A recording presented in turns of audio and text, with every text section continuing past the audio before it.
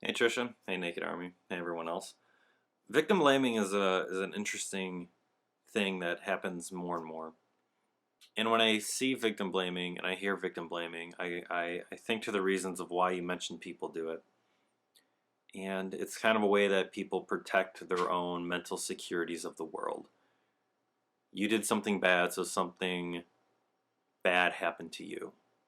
Because bad things don't happen to people who are careful. Bad things don't happen to people who watch their step and plan meticulously and avoid dangerous situations. Bad things happen to those who deserve it. And as long as that remains true, I'm safe, I'm okay, nothing bad's going to happen to me. And it's funny because the more I watched your video and the more I thought about it, it's coming from the pastor standpoint. It's kind of like the whole story of Job. Bad things happened to him. He was a good person. His friends came and kept saying, you did something wrong. You did something bad. That's why this is happening to you. And I was reading some of the comments just a few minutes ago, and it's really interesting because when people bring up the Toby thing, they're like, oh, you're innocent until proven guilty, and that's how the system works. And some bitch comes out and says that this blah blah blah, and it's like, why you gotta call her a bitch because she's saying something bad happened to her? That's borderline victim blaming right in and of itself. Like, why would you go on the attack against somebody who's making these claims? And it's also the idea, especially when it goes against somebody that we like or somebody we admire.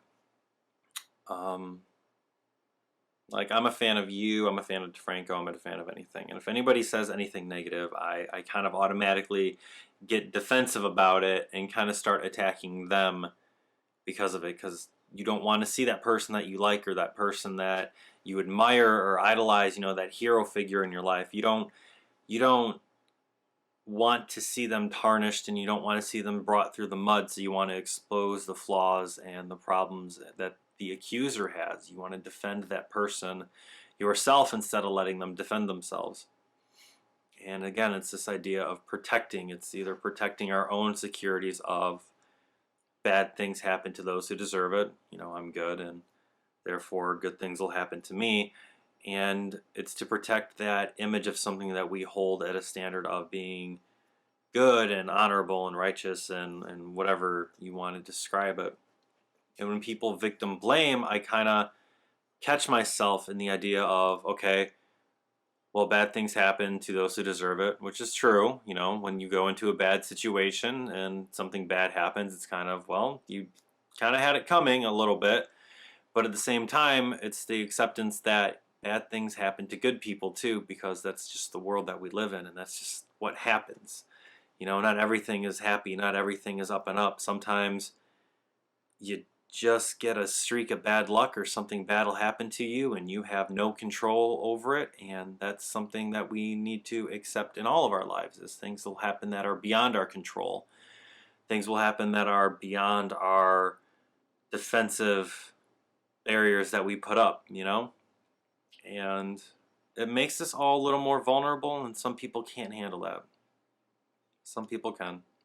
I try to handle a little better than when I was younger, but yeah, victim blaming is definitely a defense mechanism to protect your view of the world and to protect those things that you hold valuable. Hopefully people can just accept the fact that we're more vulnerable than we think we are, that our heroes and idols are more vulnerable than we think they are. And we can just move on and take the good with the bad, whether it happens to bad or good people. Just kind of some random thoughts on that.